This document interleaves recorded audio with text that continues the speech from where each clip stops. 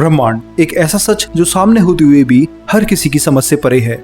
लाखों सालों से मानव ब्रह्मांड को लेकर हमेशा ही उत्सुक और हैरान बना हुआ है और आज के आधुनिक युग में भी ब्रह्मांड हमारे लिए एक पहेली ही है। लगातार विशालकाय टेलीस्कोप की मदद से ऑब्जर्व करने के बाद भी हम ब्रह्मांड को बिल्कुल भी नहीं समझ सके हैं। हम नहीं जानते हैं कि ब्रह्मांड कितना विशाल है और इसकी अंतिम सीमा क्या है, ये कैसा दिखाई देता है और क्या सच में एक नहीं बल्कि हजारों खरबों ब्रह्मांड मौजूद हैं जिनमें अलग अलग सभ्यताएं रहती हैं। इन्हीं सवालों में से एक सवाल है जो कई सालों से वैज्ञानिकों को और मुझे भी परेशान करता आ रहा है। आज भी कोई नहीं जानता है कि हमारा ब्रह्मांड कैसा दिखाई देता है। क्या ये किसी विशाल ब्लैक होल के अंदर है? क्या खुद यूनिवर्स ही एक ब्लैक होल है या ये केवल मल्टीवर्स का एक बहुत छोटा सा हिस्सा है? आज की इस वीडियो में हम इन्हीं सवालों के उत्तर जानने की कोशिश करेंगे और समझेंगे कि आखिर हम ब्रह्मांड को वास्तव में कितना जानते हैं। वैज्ञानिक मानते हैं कि आज से 14 अरब साल पहले हुए बिग बैंग के कारण ब्रह्मांड का जन्म हुआ। बिग बैंग होने के 1 सेकंड से भी कई खरब हिस्से में ही ब्रह्मांड का इन्फ्लेशन दौर चालू हो गया, जिससे लगातार फिर ब्रह्मांड का विस्तार होता रहा। इसी इन्फ्लेशन के दौर में कई ब्लैक होल्स का भी बनना चालू हुआ जो आकार में बहुत छोटे के साथ साथ बहुत विशाल भी थे।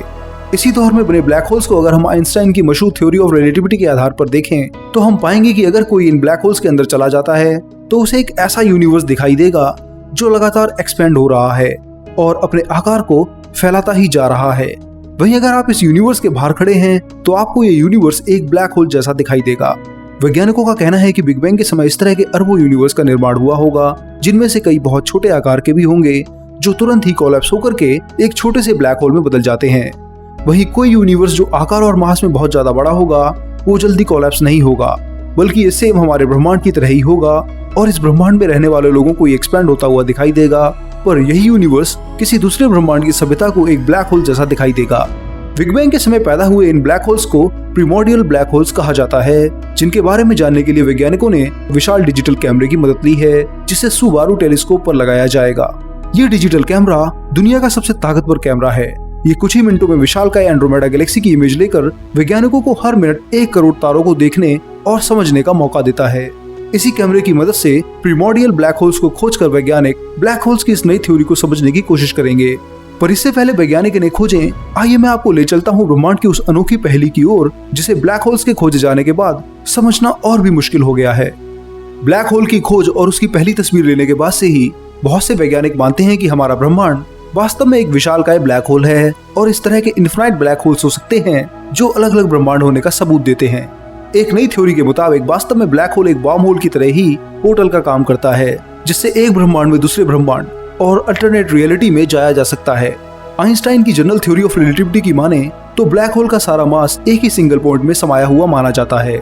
ये पॉइंट आकार में ना के बराबर होने के साथ साथ इन्फिनाइटली डेंस और हॉट होता है। ब्लैक होल की असीम ग्रेविटी का आधार इसी पॉइंट यानी सिंगुलैरिटी को माना जाता है। कोई नहीं जानता है कि इस पॉइंट पर गिरने पर मैटर के साथ क्या होता है। ब्लैक होल की सिंगुलैरिटी को बहुत से वैज्ञानिक मानते हैं, पर एक ही सिंगल पॉइंट पर पूरे ब्लैक होल का मास समाया हो आज तक किसी भी तरह से डायरेक्टली ऑब्जर्व नहीं किया जा सका है। पर हाल में ही आई ब्लैक होल्स की एक नई थ्योरी को देखा जाए तो वैज्ञानिकों का कहना है कि ब्लैक होल्स असल में एक ऐसे पोर्टल की तरह काम करते हैं जो एक यूनिवर्स के मैटर को समा करके दूसरे यूनिवर्स में ट्रांसफर करते हैं। ब्लैक होल का दूसरे ब्रह्मांड में मैटर ट्रांसफर करने वाला यह छोर वास्तव में एक व्हाइट होल माना जाता है। यानी ब्लैक होल किसी यूनिवर्स से अगर मैटर खींचता है तो व्हाइट होल इसी मैटर को कहीं और ट्रांसफर कर देता है। ट्रांसफर किए गए इसी मैटर से फिर दूसरे यूनिवर्स में गैलेक्सीज और स्टार्स का निर्माण होता है और धीरे धीरे यहाँ प्लैनेट्स और दूसरे ऑब्जेक्ट बनने लगते हैं। व्हाइट होल की यह थ्योरी हमें बताती है कि हमारा यूनिवर्स भी इसी तरह बना होगा। अगर वैज्ञानिकों की यह थ्योरी सही हो जाती है तो हम आगे आने वाले समय में बिग बैंग की गुत्थी सुलझा सकते हैं। फिलहाल बिग बैंग थ्योरी सिंगुलैरिटी के आधार पर टिकी है, जिसमें एक ही पॉइंट पे इनफिनाइट मास और डेंसिटी थी, जिसमें क्वांटम फ्लक्चुएशन के कारण एक धमाका हुआ और यूनिवर्स का निर्माण हुआ। हालांकि धमाके से पहले यह सिंगुलैरिटी कैसे बनी, इसका कोई सटीक उत्तर आज भी वैज्ञानिकों के पास नहीं है। व्हाइट होल थ्योरी भले ही ब्रह्मांड के निर्माण की एक नई और अनोखी थ्योरी हो, पर इसे समझने के लिए आपको सबसे पहले व्हाइट होल के बारे में जानना जरूरी है। तो आइए जल्दी से चलते हैं ब्लैक होल के एकदम अपोजिट व्हाइट होल की सैर पर। ये तो आप पहले से ही जानते हैं कि ब्लैक होल के इवेंट होराइजन यानी घटना क्षितिज के अंदर जो भी चीज समा जाती है वो उसे अपने अंदर समा लेता है। ये कोई स्टार, प्लैनेट, अंतरिक्ष में भटकते हुए मैटर के बादल या खुद लाइट भी हो सकती है जो एक बार इसके अंदर समा गई तो कभी वापस नहीं आ सकती। पर अब यहाँ एक बहुत बड़ी प्रॉब्लम वैज्ञानिकों के सामने खड़ी होती है। Law of conservation of energy के मुताबिक ऊर्जा को ना तो पैदा किया जा सकता है और ना ही खत्म किया जा सकता है। इसे सिर्फ एक स्टेट से दूसरे स्टेट में बदला जा सकता है। इसलिए जब भी कोई ब्लैक होल भारी मात्रा में ऊर्जा को अपने अंदर सोख कर क्षण भर में ही गायब हो जाता है तो उसके अंदर मौजूद ऊर्जा आखिर कहाँ जाती है? जाहिर है ये ऊर्जा कहीं ना कहीं किसी दूसरे रूप में रहती है। इसी ऊर्जा से वैज्ञानिक मानते हैं कि व्हाइट होल्स का जन्म होता है, यानी ब्लैक होल्स के कारण ही व्हाइट होल्स का जन्म होता है। ब्लैक होल से एकदम अलग व्हाइट होल के इवेंट होराइजन में किसी भी तरह की कोई चीज अंदर नहीं जा सकती है। ये केवल और केवल अपने अंदर से आ रही ऊर्जा को बाहर किसी ब्रह्मांड में रिलीज करता है, जिससे वैज्ञानिक मानते हैं कि व्हाइट होल्स ब्रह्मांड के जन्म के लिए भी जिम्मेदार होते हैं। पर लगातार एनर्जी को रिलीज करने वाले व्हाइट होल्स को हमने आज तक ऑब्जर्व नहीं किया है। ब्लैक होल जो पूरा ब्लैक है और लाइट को भी अपने में समा लेता है तो उसे देखना लगभग असंभव है। पर व्हाइट होल्स जो कि एनर्जी रिलीज करते हैं और थ्योरी के हिसाब से काफी ब्राइट होते हैं, उन्हें हम आज तक क्यों नहीं खोज सके हैं? आइए इसके पीछे के कारण को जानकर हम फिर मल्टीवर्स की ओर चलेंगे और समझेंगे कि वास्तव में कितने ब्रह्मांड एक साथ मौजूद हो सकते हैं। ब्लैक होल की तरह ही व्हाइट होल भी मैथमेटिकल इक्वेशन से बना है। हालांकि ब्लैक होल के खोजे जाने की पुष्टि हो चुकी है, पर व्हाइट होल्स आज भी हमने नहीं देखे हैं। इसके पीछे का जो सबसे बड़ा कारण है वो है ब्रह्मांड का लगातार लाइट की स्पीड से भी तेज एक्सपेंड होना। व्हाइट होल्स अगर इस यूनिवर्स में मौजूद भी हैं तो वो हमसे इतने लाइट ईयर दूर हैं कि लगातार फैलाव के कारण वहां से लाइट कभी भी हमारे पास नहीं पहुंच सकती है। ऐसे में हम उन्हें कभी भी ऑब्जर्व नहीं कर सकते हैं। इसके अलावा जो दूसरा कारण है वो ये है कि आज के समय में शायद ब्रह्मांड में कोई भी व्हाइट होल्स मौजूद ही ना हो सकता है जब कोई खरबों खरबों साल बाद ब्रह्मांड में ब्लैक होल गायब होने लग जाएं तो शायद उस समय हमें व्हाइट होल्स दिखाई दें। खरबों सालों तक ब्लैक होल्स द्वारा सारा मास खाने के बाद जब ब्लैक होल्स खत्म होंगे तभी व्हाइट होल्स भी बनेंगे और ब्लैक होल से एकदम अलग वो लगातार मास और एनर्जी को रिलीज करके फिर से यूनिवर्स का निर्माण करेंगे। पर ये सब कई ट्रिलियन सालों बाद ही होगा, जिसे देखने के लिए मानव सभ्यता शायद जीवित ही ना रहे। खैर, व्हाइट होल्स फिलहाल थ्योरी का ही एक हिस्सा हैं, पर इनके जरिए हम मल्टीवर्स की एक कल्पना कर सकते हैं जहां हमारे यूनिवर्स की तरह ही इन्फिनाइट यूनिवर्स हैं जो लगातार खत्म और बनते रहते हैं। मल्टीवर्स को लेकर माना जाता है कि अरबों खरबों ऐसे ब्रह्मांड यानी पैरेलल यूनिवर्स हो सकते हैं जो एकदम हमारे यूनिवर्स की तरह ही दिखते हों। यहाँ मैटर, ऊर्जा और जीवन भी हो सकता है जो या तो हमारे ब्रह्मांड के नियम फॉलो करता हो या बिल्कुल अलग ही नियमों पर काम करता हो।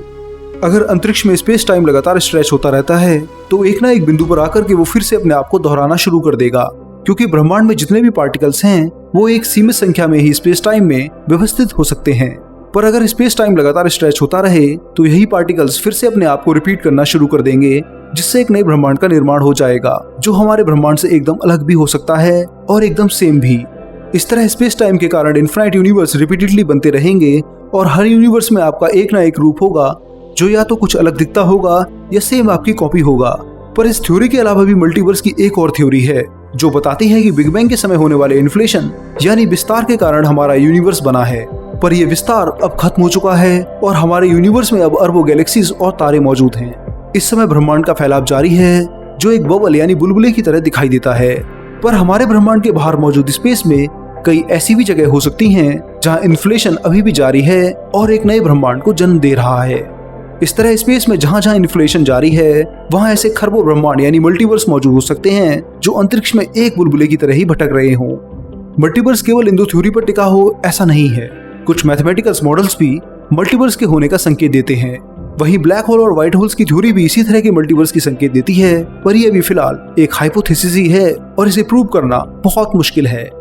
फिलहाल ब्लैक होल्स के जरिए व्हाइट होल्स का बनना और उससे मैटर का एक यूनिवर्स से दूसरे यूनिवर्स में जाना और उस यूनिवर्स में स्टार और प्लैनेट्स का बनना एक बिल्कुल नई थ्योरी है जिस पर लगातार वैज्ञानिक काम कर रहे हैं। ब्लैक होल से एकदम अलग व्हाइट होल्स को डिटेक्ट करना बहुत ही मुश्किल है और बहुत से वैज्ञानिक इससे बचते हैं।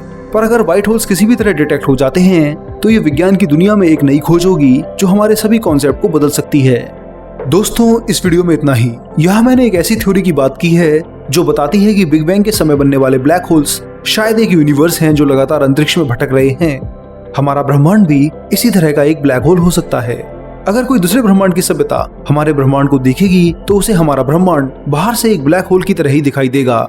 वहीं हमें ब्रह्मांड के अंदर ऐसा लगेगा जैसे वो लगातार एक्सपेंड होता जा रहा है। इसके अलावा हमने व्हाइट होल्स और उसके काम करने के तरीके को समझा और ये देखा कि क्या वे किसी ब्रह्मांड के जन्म के लिए जिम्मेदार हो सकते हैं। साथ ही हमने मल्टीवर्स थ्योरी पर भी बात की। मल्टीवर्स थ्योरी अपने आप में ही एक अनोखी थ्योरी है जो एक अलग ही वीडियो डिजर्व करती है। मुझे उम्मीद है कि आपको ये वीडियो काफी पसंद आया होगा और आपने बहुत कुछ सीखा होगा। तो जल्दी से जाइए और वीडियो पर कमेंट करके अपनी राय दीजिए।